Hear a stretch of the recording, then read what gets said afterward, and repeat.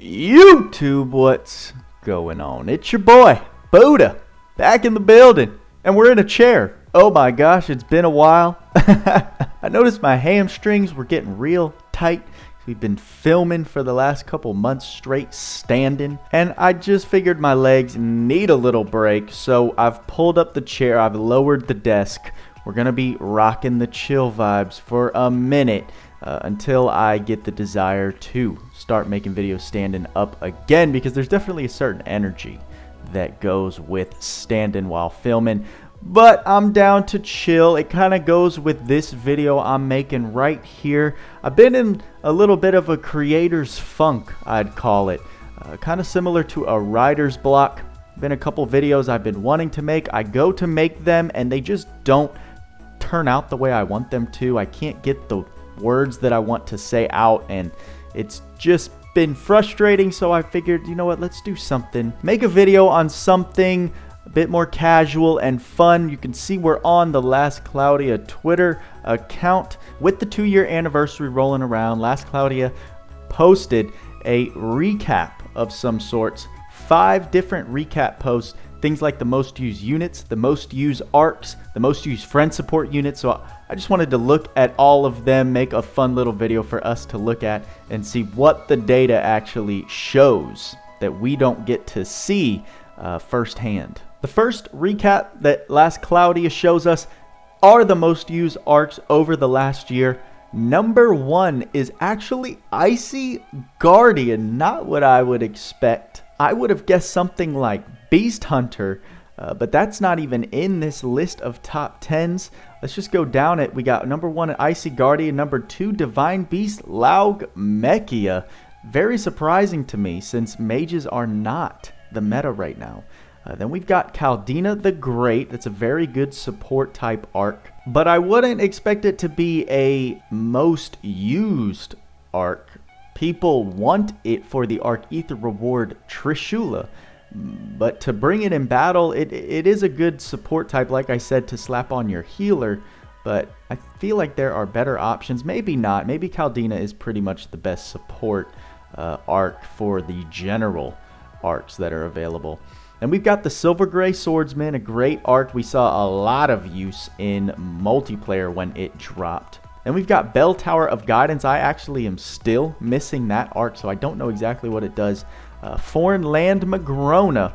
You know we've got Sharp Eyes. Pirate Ship Legness. Phoenix Blow at number 8. The Sword of Corpses at number 9. And Archangel Smile at number 10. You know what I didn't take into account is farming the skills from these arcs.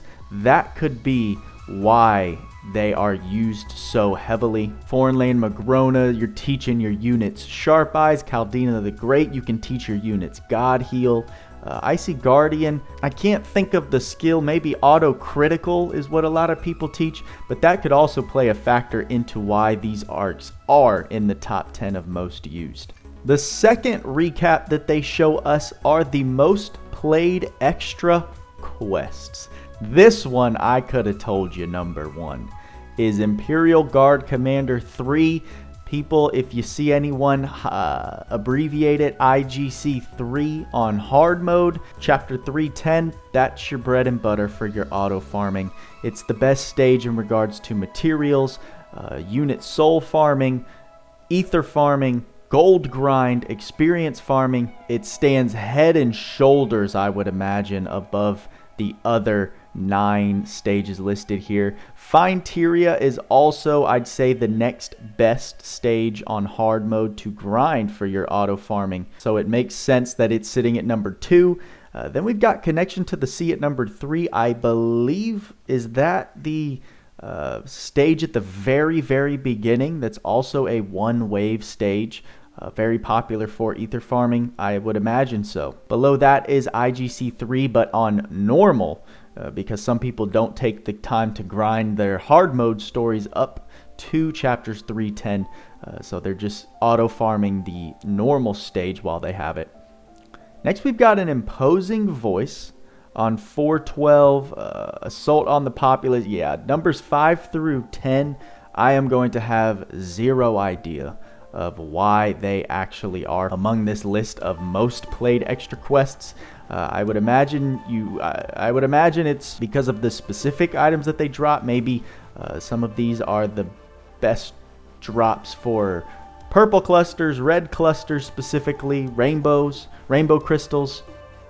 Although number 1 is Imperial Guard Commander 3 for both blue clusters, green clusters, and rainbow crystals. So I'm not sure what dictates numbers 5 through 10 specifically. The third recap that we're looking at is the most used support units right here.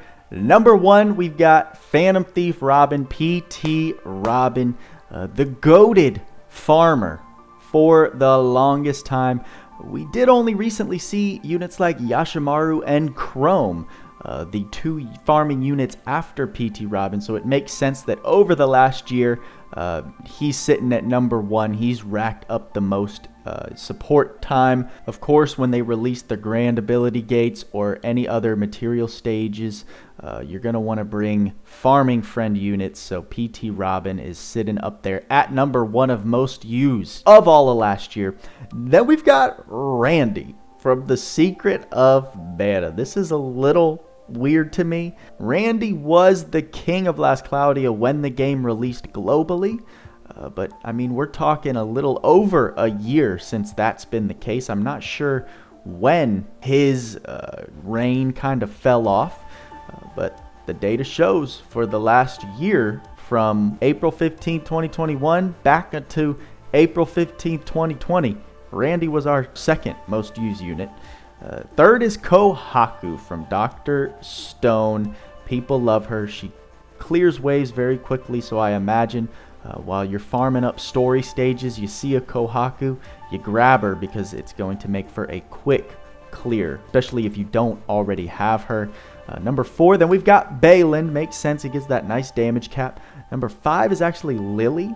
Then 6 is Sylvan Sorter Logia, 7 Rolland, 8 Zykes, 9 Ice Emperor Celios, and then 10 is Rem. I can tell you the number 1 unit I have personally seen since I started in late November was Rem. I don't think the ReZero collab was around long before I came around to the game, so she was probably relatively new-ish, maybe a month or so in.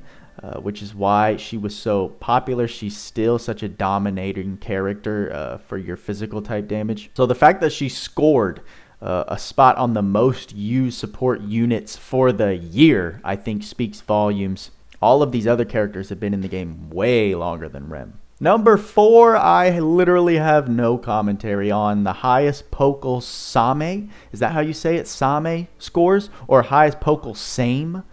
I don't know if that's English or a Japanese word. Maybe Pokkle Same. Oh God, the ignorance is killing me.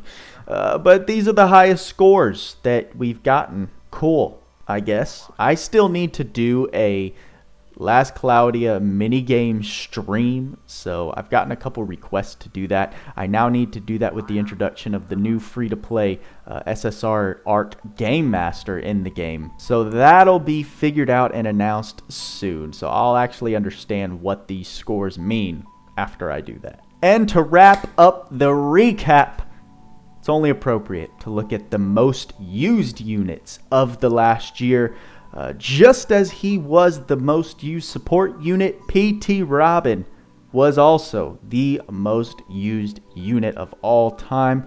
I imagine people are running their farmers, running their Robin, while they clear IGC 3 to get all the drops from that stage while you're auto farming. So it's no surprise that this man is sitting at the top of both most used supports and most used units. The amount of auto farming, the skew in data because of how much people auto farm that stage is just probably ridiculous. If we got a pie chart, you'd probably see 30% is everything else, and 70% of all playtime in Las Cloudia from all accounts is from IGC3. So that's my justification how he has that number 1 spot. Number 2 is Kohaku, like I said. She was, I think, number 3 on the support, and Also, now she's moved up a stage in number 2 as most used units. Like I said, she's such a fantastic and quick damage dealer that she's clearing waves very quickly, a very friendly unit for clearing story stages. Number 3 is actually Lily. I was not expecting this at all. I don't know why Lily is sitting at number 3 of most used units for the entirety of last year. Maybe she was just so dominant when she came out that people were using her like crazy, but maybe some of you veterans have some more insight as to why that might be the case. Number 4, she actually beat out Logia, who I would expect to be higher up on this most used units list, at least number 3, at least beating out Lily. Number 5, Bayland makes sense to me. Ice Emperor Celios is high up on these charts. He's a good character. He was the first SSR character that I pulled, so he's got, like I've said before, a fond place in my heart, but, I mean, he's been being used. People like him. People must like him. He's sitting at number 6 of most used. Number 7, Thunderbolt Sevia. She used to be one of the best, if not the best, DPS when she came out. Then we've got Ice General Zekis. I know he used to be the main mage you wanted to pull when you started this game, so maybe that racked him up some numbers. Number 9 is actually Senku Ishigami, so we've got 2 Dr. Stone characters on these most used unit list. And number 10 is Rolland. He is a fan favorite, so I imagine if you pulled him, you loved him, you put him on your team, and that may be why. Holding that number 10 spot. I guess some of these just OP units that we have nowadays, ever since the 1.5 year anniversary, all of the units that I can think of that I've covered since I started playing the game outshine these characters. So give it time. I'm sure when we revisit this, if they do this kind of thing again next year, which I hope they do, we're going to see literally every shift main character form on this list. Wouldn't surprise me, but it was interesting to see what the last year looked like since I wasn't around for most of it. And that will wrap up the video for today. Just 5 little screenshots that Adis provided us, giving us some recaps over the last year to commemorate the 2nd year anniversary. I'm not sure, actually, I didn't check to see if that data is including JP's playtime, because Global and JP timelines have merged. Technically, if you want to be technical, this is our 1.5 year mark.